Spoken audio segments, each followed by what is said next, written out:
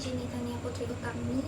Yang di sini untuk video ini saya akui untuk tugas UTS pada jurusan kuliah untuk pengantar komunikasi digital di Universitas Cyber Asia. Saya berasal dari kelas KM 104. Oke teman-teman, aku bakal jelasin untuk pengertian komunikasi dan beserta contohnya aku bakal jelasin ke teman-teman ya. Kalau untuk pengertian komunikasi sendiri, komunikasi itu merupakan penyajian atau transmisi pesan ya, atau bisa kita sebut juga dengan message dari komunikator atau pengirim. Pengirim itu bisa kita sebut juga dengan sender. Nah, untuk sender kepada komunikan ataupun penerima, receiver, dengan cara yang dapat dimengerti. Jadi untuk komunikasi sendiri melibatkan dengan what dan how. Oke, apa yang disampaikan dan bagaimana cara menyampaikannya. Oke, untuk next aku bakal jelasin untuk contoh komunikasi sendiri. Kita akan menggunakan dari pengirim, pesan, lalu ada pengkodean atau sebut kita encoding, lalu ada saluran, channel, lalu ada penafsiran, penerima, umpan balik atau feedback, dan yang terakhir itu ada noise atau gangguan. Aku bakal jelasin semuanya satu-satu. Untuk komunikasi sendiri kita butuh pengirim atau sender seperti yang aku bilang tadi. Pengirim itu adalah individu, bisa juga berkelompok ya, atau organisasi yang memulai komunikasi yang dikenal dengan sebutan komunikator atau pengirimnya teman-teman ya. Untuk contohnya seperti ini, seperti dosen sebagai pengirim pesan yang ingin menyampaikan kepada para mahasiswanya terkait informasi penting. Itu untuk contoh dari pengirim atau sender. Aku bakal ambil contoh seperti itu. Selanjutnya untuk pengirim sendiri membutuhkan pesan yang akan disampaikan. Jadi kalau misal pesan sendiri atau message dalam komunikasi bisa berupa dengan ide, lalu bisa berupa juga dengan pemikiran, informasi ataupun instruksi. Nah, pesan adalah setiap pemberitahuan kata, atau komunikasi baik dari lisan maupun tertulis seperti itu yang dikirimkan dari satu orang ke satu orang yang lain. Untuk contohnya itu dosen yang tadi yang memberikan informasi penting terhadap mahasiswanya. Nah, ini untuk pesannya itu adalah memberitahu jadwal UTS kepada para mahasiswa. Itu untuk contohnya. Terus selanjutnya itu ada pengkodean atau kita sebut juga dengan encoding. Kalau misalnya untuk encoding sendiri atau pengkodean itu yang menerjemahkan informasi menjadi pesan dalam bentuk simbol yang mempresentasikan ide ataupun konsep teman-teman. Jadi kalau misalnya untuk contohnya sendiri, dosen yang tadinya itu mengubah ide ya menjadi kalimat yang jelas, yaitu UTS akan dilaksanakan hari Senin pukul 9, jadi jangan terlambat. Nah, itu untuk contohnya atau pengkodean. Selanjutnya itu kita ada saluran ataupun channel. Jadi kalau misalnya saluran sendiri untuk mulai mengirimkan pesan, jadi pengirim ataupun komunikator itu membutuhkan saluran ataupun media yang ingin disampaikan kepada si komunikan ya.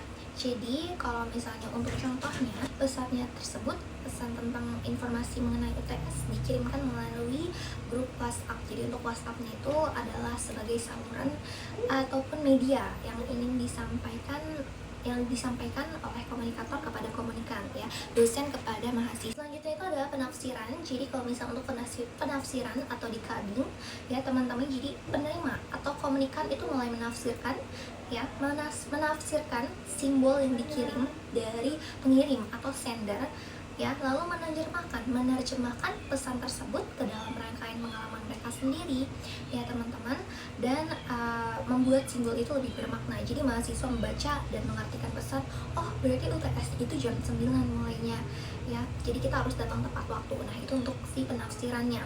Oke, kita next lagi. Aku ada penerima atau receiver. Jadi kalau misalnya untuk pengirim membutuhkan media, lalu dikirimkan itu juga untuk ke si penerima. Jadi kita ada dua balik ya, umpan bolak-balik teman-teman. Kalau misalnya untuk penerimanya sendiri itu adalah individu ataupun individu yang menjadi tujuan pesan tersebut, yaitu si mahasiswa yang berada di grup WhatsApp yang diberitahu oleh si dosen. Seperti itu teman-teman. Lalu kita juga akan mendapatkan umpan balik ataupun feedback. Jadi kalau misalnya untuk komunikasi ya, pengirim atau sender memberikan pesan melalui saluran ataupun media ya, nanti diterima oleh penerima dan mereka akan memberikan feedback atau ataupun umpan balik. Jadi setelah menerima pesan, penerima pasti akan menanggapi dengan cara tertentu dan memberikan sinyal untuk tanggapan tersebut kepada si pengirim. Contohnya si mahasiswa itu membalas, "Baik Pak," ya, "baik Pak," atau "baik Bu, terima kasih atas informasinya." Nah, itu adalah feedback dari si mahasiswa terhadap dosen. Lalu yang terakhir itu kita punya noise atau gangguan. Jadi untuk gangguannya sendiri itu bisa hambatan, ya, yang akan muncul pada saat-saat tertentu dengan sendirinya selama proses komunikasi berlangsung. Jadi kalau misalnya untuk contoh yang kita ambil dari dosen dan mahasiswa, oke, itu bisa jadi hambatannya dari sinyal, ataupun teman-teman ya, ataupun WhatsApp-nya itu tertimbun pesannya. Jadi untuk si penerima itu tidak membaca pesannya dosen ataupun telat untuk membaca pesan atau message yang dikirimkan oleh dosen ataupun sender, seperti itu ya. Jadi kalau misalnya untuk komunikasi itu membutuhkan 8 elemen ya. Jadi untuk penerima ya akan memberikan feedback. Nah, bisa jadi ada noise ataupun gangguan dalam proses komunikasi tersebut berlangsung. Oke, next, aku selanjutnya akan bahas kalau pesan itu dikategorikan menjadi dua, ada pesan non-verbal dan ada pesan verbal. Jadi aku bakal jelasin dulu untuk yang pertama itu pengertian tentang pesan non-verbal. Jadi kalau misalnya untuk pesan yang bertolak belakang dengan komunikasi verbal, aku bakal jelasin kalau untuk komunikasi non-verbal disampaikan antara lain dalam bentuk wajah, gerakan, ya, gerakan.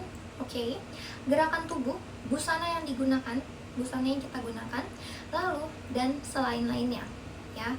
Dapat dikatakan bahwa komunikasi nonverbal adalah komunikasi yang menggunakan alat bukan bahasa. Ini dikutip dari John Archer dan Agustina di 2010. Lalu apa sih fungsi dari nonverbal dalam komunikasi? Ya, jadi adapun perilaku nonverbal memiliki fungsi seperti yang dijabarkan dalam jurnal oleh Mulyana tahun 2003, yaitu sebagai berikut. Yang pertama itu perilaku nonverbal dapat mempengaruhi perilaku verbal. Yang kedua, ya, bisa bantu untuk memperteguh, menekankan ataupun melengkapi perilaku verbal. Untuk yang ketiga, perilaku nonverbal dapat menggantikan perilaku verbal, ya, atau dengan kata lain berdiri sendiri. Poin keempat, perilaku nonverbal dapat meregulasi perlakuan verbal. Dan poin kelima, poin untuk perilaku nonverbal dapat membantah ataupun bertentangan dengan pelaku verbal. Jadi seperti itu. Oke, aku bakal jelasin bagaimana sih komunikasi nonverbal itu berpengaruh terhadap proses pembelajaran jarak jauh seperti yang kita lakukan, yaitu kuliah online, teman-teman, dan bagaimana pesan nonverbal itu yang baik dalam proses PJJ. Aku bakal jelasin untuk komunikasi nonverbal sangat mempengaruhi teman-teman yang mempengaruhi pembelajaran jarak jauh karena membantu menggantikan interaksi langsung yang hilang.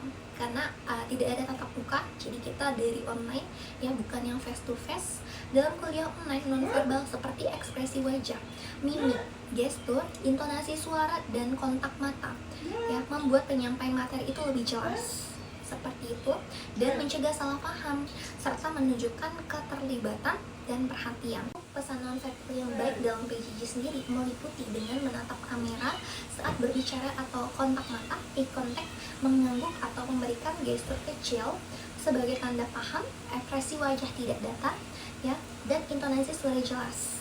Jadi tidak monoton, serta posisi duduk yang rapi dan fokus teman-teman, dan background serta pencahayaan yang bersih agar tidak mengganggu. Seperti itu. Kan yang sudah kita pelajari apa sih yang disebut dengan komunikasi yang baik dan efektif. Komunikasi yang baik ataupun efektif adalah komunikasi yang pesannya itu dapat dipahami dengan jelas oleh penerima, ya. Jadi bisa membantu mencapai tujuan yang diinginkan, lalu bisa juga menghindari salah tafsir, ya, menghindari kesalahpahaman. Komunikasi efektif itu juga ditandai, teman-teman, ya, dengan bahasa yang mudah dimengerti, ya, dengan bahasa yang mudah dimengerti dan penyampaian juga yang jelas, teman-teman, ya, jelas dan lugas, serta sikap saling menghargai, respon ataupun feedback yang sesuai, ya, respon atau feedback yang sesuai, serta terciptanya pemahaman yang sama antara pengirim dengan penerima. Seperti itu untuk poin yang untuk komunikasi yang baik ataupun efektif. Kapan sih dan mengapa kita memerlukan komunikasi yang baik ataupun efektif terhadap pengirim ataupun penerima.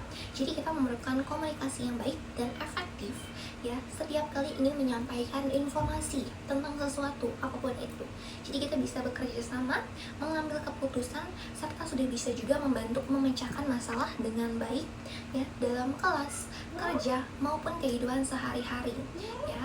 Jadi kehidupan sehari-hari itu juga berpengaruh banget komunikasi yang baik dan efektif, bukan di kuliah aja, tapi di kehidupan sehari-hari itu adalah contoh nyatanya. Selain itu juga alasannya karena komunikasi yang efektif membantu untuk menghindari salah paham. Nah ini, karena kalau misalnya salah tafsir atau salah tangkap ya kita akan menyebabkan perselisihan. Jadi membuat pesan juga lebih mudah diterima. Jadi penerima juga lebih mengerti apa yang ingin disampaikan dengan pengirim, serta bisa bantu untuk memperlancar juga kerjasama. Seperti yang aku bilang tadi, jadi bisa membantu memastikan tujuan ataupun instruksi bisa dilakukannya dengan benar dan baik. So next, apa sih tantangan terbesar dalam menciptakan komunikasi yang baik dan efektif? Aku bakal jelasin. Kalau untuk tantangan terbesar sendiri ya untuk menciptakan komunikasi baik dan efektif itu adalah perbedaan persepsi antara si pengirim dan penerima ya, dan kemungkinan salah paham yang terjadi antara dua orang yang melakukan komunikasi tersebut.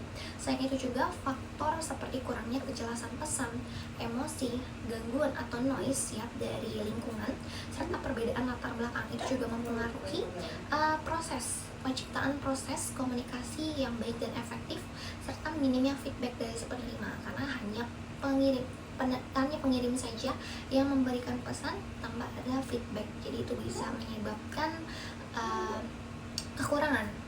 kekurangan dalam menciptakan proses komunikasi yang baik dan efektif. Jadi seperti itu. Sekian presentasi dari saya. Terima kasih banyak atas perhatian dan waktunya. Saya pamit undur diri. Semoga materi ini bisa bermanfaat juga. Terima kasih dan selamat malam.